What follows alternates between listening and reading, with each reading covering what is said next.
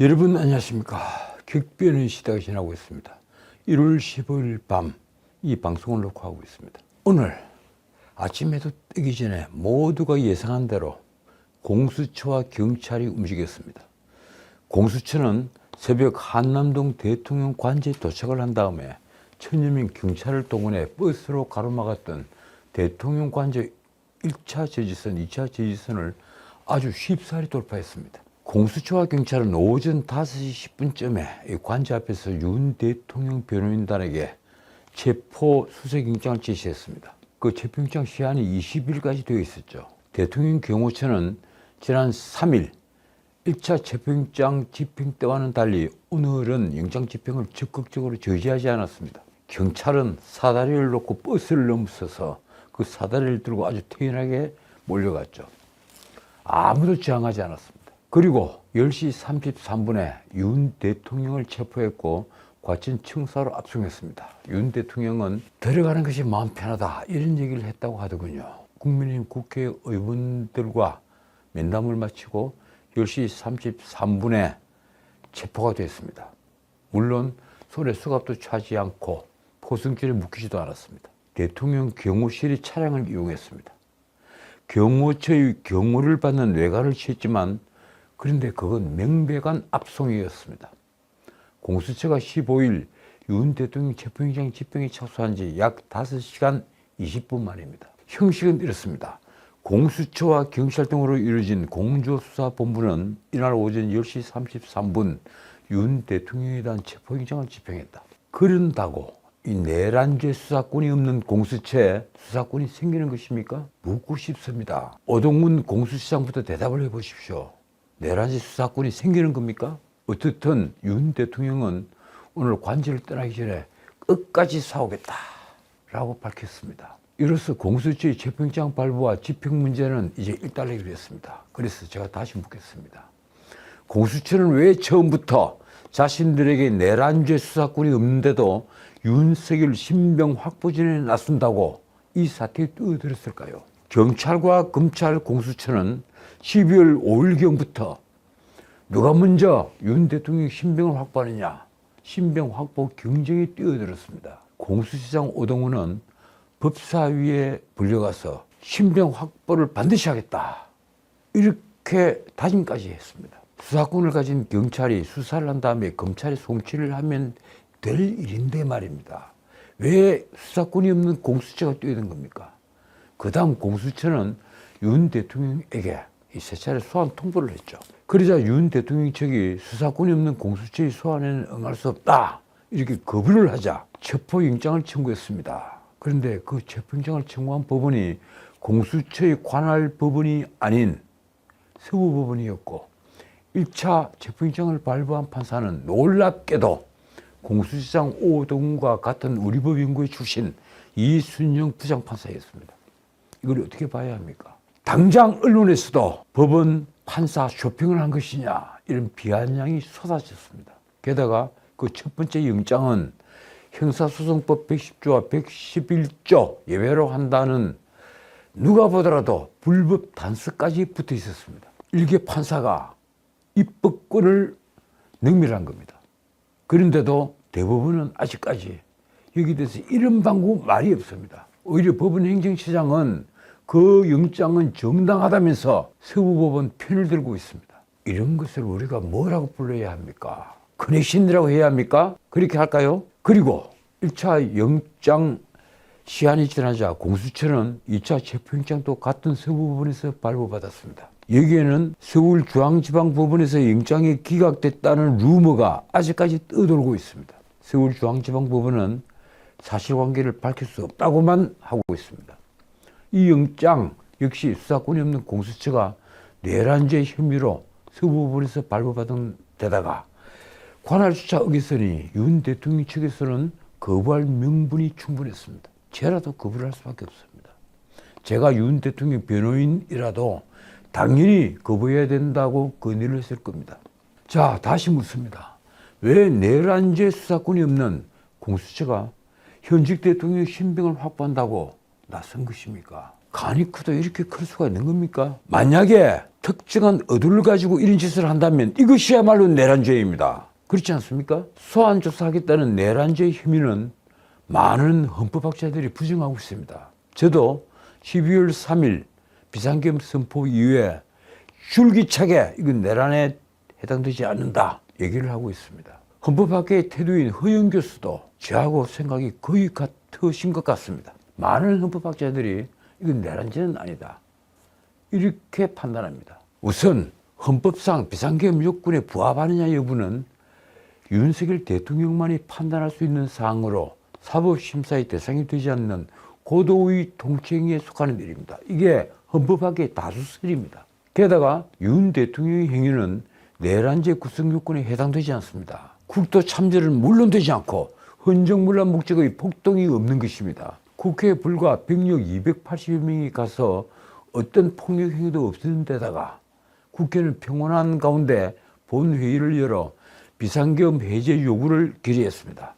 그리고 윤 대통령은 국회의 그 요구에 순응을 했습니다. 이걸 두고 헌정문란 목적의 폭동이라고 한다면 지나가는 개가 없습니다. 아무리 권력에 눈이 멀었더라도 사실을 왜곡할 수는 없는 법입니다. 그래서 다시 묻습니다. 공수처는 자신에게 내란죄 수사권이 없는데도 왜 처음부터 윤 대통령 신병 확보에 뛰어든 것입니까? 오동훈은 이 질문에 명확한 답을 해야만 합니다. 그렇지 않으면 반드시 부메랑이 되어서 칼날이 당신에게 돌아갑니다. 공수처가 재판장을 청구한 명분은 윤 대통령이 세 차례 소환조사에 불응을 했다는 겁니다. 그래서 제가 묻고 있는 겁니다. 이틀 전 대통령실 정진석 비서실장은 윤 대통령의 제3의 장소 출석 혹은 방문 조사를 제안했습니다. 현직 대통령이라는 신분을 생각할 때 그리고 국가의 명예와 위신을 생각할 때 현직 대통령을 체포해서 압송하는 것은 피해야 한다. 그런 충직에서 나온 제안이었습니다. 그런데 공수처는 이런 제안을 받고도 체포영장 집행만 고집할 뿐이었습니다. 왜 공수처는 정진석의 이 제안을 즉각 거부했을까요? 이 공수처의 거부는 윤 대통령 측이 지난주 공수처가 기소를 하든지 혹은 사전 구속영장을 청구를 하면 영장심사에 응하겠다, 영장심사 재판에 응하겠다고 했을 때도 마찬가지였습니다. 그렇다면 결국 공수처가 노린 것은 무엇일까요? 현직 대통령 망신 주기입니까? 현직 대통령의 신분 격하를 노린 겁니까? 공수처 출범 뒤에 아직 단 한 건도 성과를 내지 못한 데 대한 초조함의 발로입니까? 그래서 조직의 존재감을 과시하려고 무리하게 권한 없는 수사에 매달리는 것입니까? 지금 공수처 조직은 공수처장 외에 검사가 14명이나 있습니다. 말하자면 15명의 법조인이 앉아서 지금까지 한 일이 없습니다. 오동훈은 이 질문에 대해 국민에게 답을 해야 합니다. 조선일보를 비롯한 많은 언론은 묻고 있습니다. 공수처와 오동훈의 목적은 무엇인가? 윤석열 체포인가? 윤석열 조사인가? 윤석열 조사라면 수많은 방법이 있을 터인데 왜 공수처는 윤석열 체포를 고집을 했을까요? 저는 그게 정말 궁금합니다. 다행히 오늘 아침 윤 대통령은 체포에 순응하면서 손에 수갑을 차고 끌려나오는 모습을 보이지는 않았습니다. 그래도 윤 대통령은 현직 대통령으로서는 감내할 수 없는 수모를 당했습니다. 저는 잠시 이런 생각을 했습니다. 이 모든 일이 윤석열이 엇보였다. 박근혜 대통령을 권좌에서 끌어내리고 묵시적 청탁에다가 경제공동체라는, 그러니까 박근혜 대통령과 최순실이 경제공동체라는 희한한 이론까지 동원하여 뇌물죄라는 터무니없는 죄를 뒤집어 씌웠습니다. 그것도 최순실에게 누가 뇌물을 준 것이 박근혜에게 뇌물 준 것과 똑같다 이게 아니라 최순실의 딸인 정유라가 타는 말을, 국가대표인 성마 선수 정유라가 타는 말을 성마협회 회장사인 삼성전자가 외국에서 빌려서 준 것인데 그 빌린 돈이 뇌물이다. 이렇게 죄를 뒤집어 씌웠습니다. 그래서 박근혜 대통령에게 징역 23년을 때리게 한 다음에 문재인 정권 내도록 감옥에 있게 한 세 사람을 꼽자면 문재인, 윤석열, 한동훈 이 세 사람입니다. 그 시절을 한동훈은 화양연화라고 말했습니다. 그래서 제가 업보 얘기를 하는 것입니다. 그런데 이제 윤석열 대통령이 내란죄라는 전대미문의 죄에 얽혀 현직 신분으로 끌려간 것입니다. 기가 막힌 것은 검찰 출신의 민주당 의원, 서울중앙지검장까지 지낸 그 의원은 공수처를 향해 관을 들고 나오겠다는 결기를 보이라고 했습니다. 저는 모 방송에서 이런 얘기를 했습니다. 이거 살인교사 아니냐? 누굴 죽여서 관을 들고 나오라는 얘기입니까? 이쯤 되면 모두 광기에 찬 모습입니다. 왜 수많은 전직들에게 체면을 세워주고 방어권을 보장한다면서 방문조사도 하고 서면조사도 하고 또 제3의 장소에서 심지어 곰국까지 먹으면서 조사를 했는데 그런 조사는 이번에는 검토조차 하지 않은 것입니까? 이 나라 국격이나 나라의 위신이나 명예는 아무런 고려 대상이 되지 못하는 것인가요? 언론은 이미 내란 혐의 관련자 대부분이 구속됐고 증거도 확보되어 있다고 썼습니다. 쉽게 말하면 윤 대통령에게 신문조사를 받지 않더라도 충분히 기소를 할 정도라는 것입니다. 적어도 검찰 입장에서는 말입니다. 그래서 윤 대통령 측 요구대로 사전구속영장을 청구하든가 다른 방식의 조사를 검토하는 것이 현실적이었다는 주장입니다. 많은 언론이 사설에서 그렇게 짚고 있습니다. 그래서 제가 감히 말하건대 결국 수사권조차 없는 공수처의 망동으로 이 나라의 명예는 땅에 떨어졌습니다. 오늘 윤 대통령의 압송 현장은 전 세계 생중계가 됐습니다. 일본에도 유럽에도 미국에도 말입니다. 시간마다 톱뉴스로 보도가 되었습니다. 아마 이 떨어진 국가의 명예를 돈으로 환산하면 국가 신인도를 돈으로 환산하면 어느 정도가 될까요? 민주당과 이재명 대표가 대답을 한번 해보십시오. 공수처장 오동훈이 대답을 한번 해보세요. 도대체 당신들이 눈높이는 어디에 있는지, 그리고 당신들이 가지고 있는 목적은 무엇인지, 그리고 이 많은 업보를 당신들이 어떻게 짊어지고 갈 것인지. 기가 막힌 것은요, 이제 정적 이재명이 된 이재명은 아주 안타깝다면서 이제라도 헌정 질서를 회복하고 민생에 집중하자고 말했습니다. 아마 그 말을 듣고 분통을 터뜨린 사람들이 보수 쪽 사람들만은 아닐 겁니다. 윤석열 정권 들어 민주당은 절대 다수를 무기로 탄핵 소추 발의만 29번을 했습니다. 탄핵 그리고 특검, 탄핵 그리고 특검. 가슴에 손을 얹고 생각해 보십시오. 이재명 대표든 박찬대 원내대표든 혹은 다른 분이든 가슴에 손을 얹고 생각을 해보세요. 당신들이 정말 순수한 목적으로 탄핵과 특검을 계속해서 반복을 한 것입니까? 아니면 이재명을 살려야 한다, 문재인을 살려야 한다, 이런 특정 목적 아래 움직인 것입니까? 그 29번의 탄핵소추 발의 중에 13번 탄핵소추안이 통과를 했습니다. 그래서 지금 헌법재판소에 계류 중인 것이 9건입니까? 10건입니까?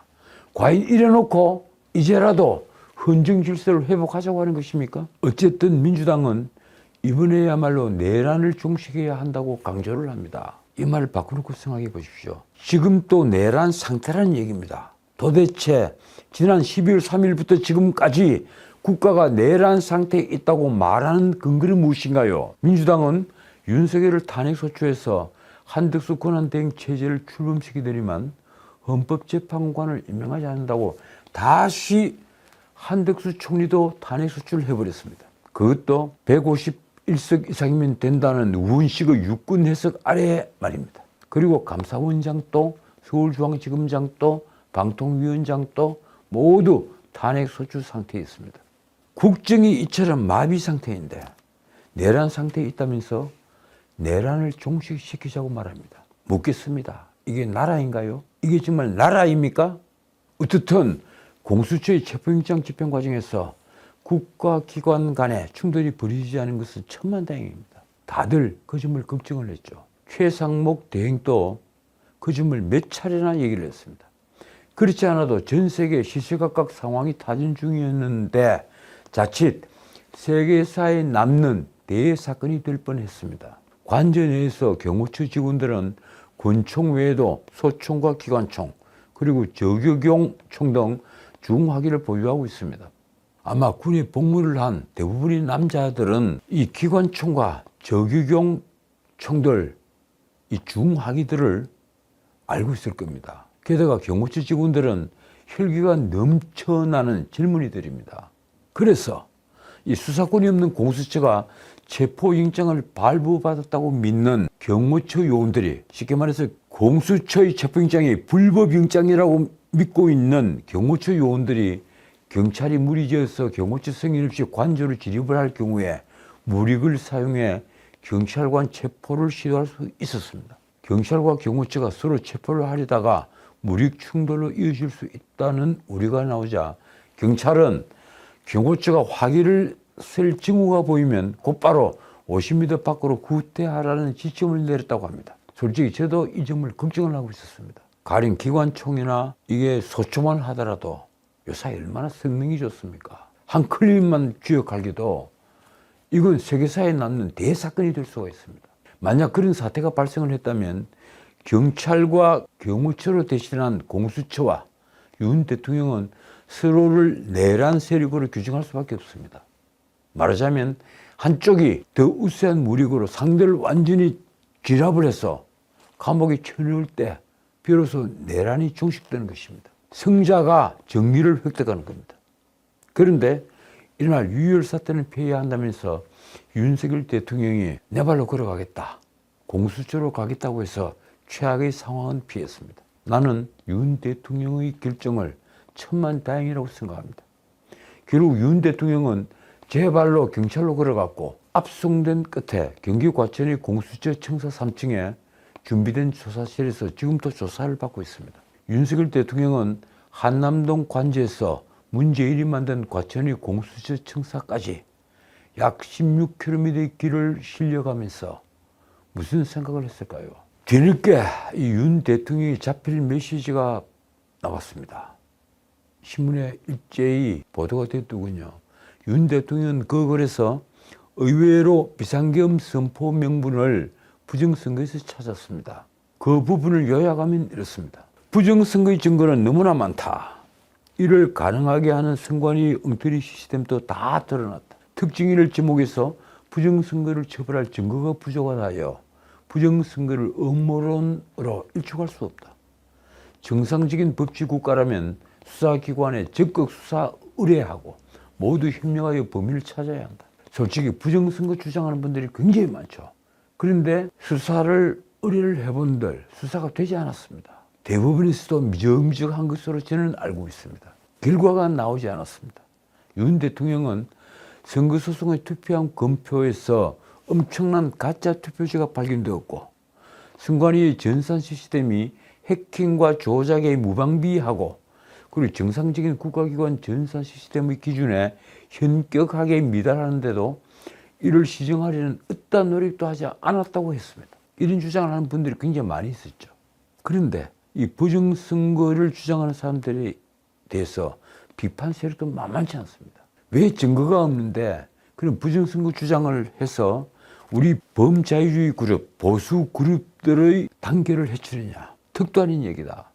만약에 부정선거가 있었다면 누군가가 내부 고발을 하지 않았겠느냐. 이런 주장들을 참 많이 합니다. 저는 솔직히 말해서 여기에 대해서 어떤 의견도 갖고 있지 않습니다. 그런데 오늘 윤 대통령이 비상계엄 선포의 명분을 부정선거라고 말씀을 한 겁니다. 윤 대통령이 내린 결론이 이렇습니다. 발표된 투표자 수와 실제 투표자 수의 일치 여부에 대한 검증과 확인을 거부한다면 총체적인 부정선거 시스템이 가동된 것이다. 저도 이 점은 동의합니다. 왜 선관위는 검증과 확인을 거부했을까요? 저도 이 점은 좀 더 공부를 해봐야 될 것 같습니다. 과연 선관위가 검증과 확인을 거부를 했는지, 그래서 윤 대통령이 말씀하신 대로 총체적인 부정선거 시스템이 가동된 것으로 봐야 할 것인지 말입니다. 윤석열 대통령은 또 우리 국회 다수의 폭정을, 쉽게 말해서 절대다수 민주당의 폭정을 국회 독재의 폐악이라고 질타를 했습니다. 국회 독재의 폐악이다. 의회 독재다. 과거에는 대통령이 독재, 국회의원들이 저항을 하고 민주화 투쟁을 했다면 세계 어느 나라 헌정사에서도 유례가 없는 막가파식 국회 독재의 폐악에 대해 헌법 속 책무를 부여받은 대통령으로서 당연히 저항하고 싸워야 하는 것이다. 이는 국가 기능을 정상화시키고 자유민주주의를 지키기 위해서다. 솔직히 일리 있는 말씀이라고 봅니다. 그만큼 민주당은 특히 22대 국회에 들어와서 특검과 탄핵 그것으로 시종했습니다. 민생은 완전히 도외시했습니다. 자, 윤 대통령은 그러면서 이 내란죄 수사권이 없는 공수처의 불법 체포영장 집행을 한탄했습니다. 이렇습니다.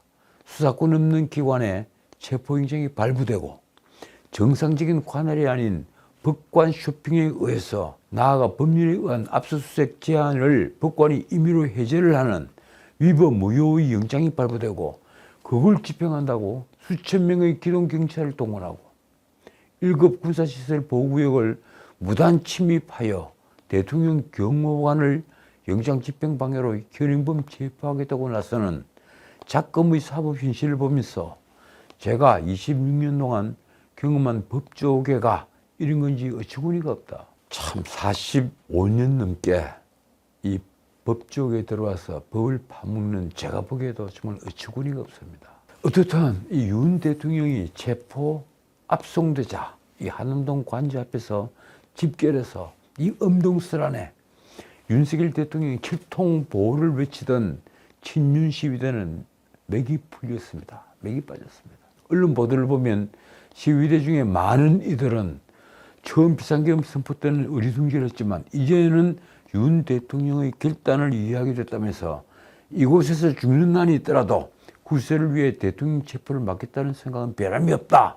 이런 다짐으로 뭉쳐 있었습니다. 영하의 엄동설 안에 담요를 뒤집어 쓰고 밤을 새운 사람들입니다. 누가 이들의 애국심을 진영 논리로 폄하할 수 있겠습니까? 저는 그럴 수가 없습니다. 솔직히 말해서 문명국에서 현직 대통령을 수사기관이 내란죄로 국가원수를 내란죄로 굳이 체포해서 조사하고 구치소에 수감하는 것을 저는 도저히 이해할 수가 없습니다. 묻겠습니다. 이게 나라입니까? 이게 문명국이라고 할 수 있는 나라입니까? 아니면 하이에나보다 못한 동물의 왕국입니까?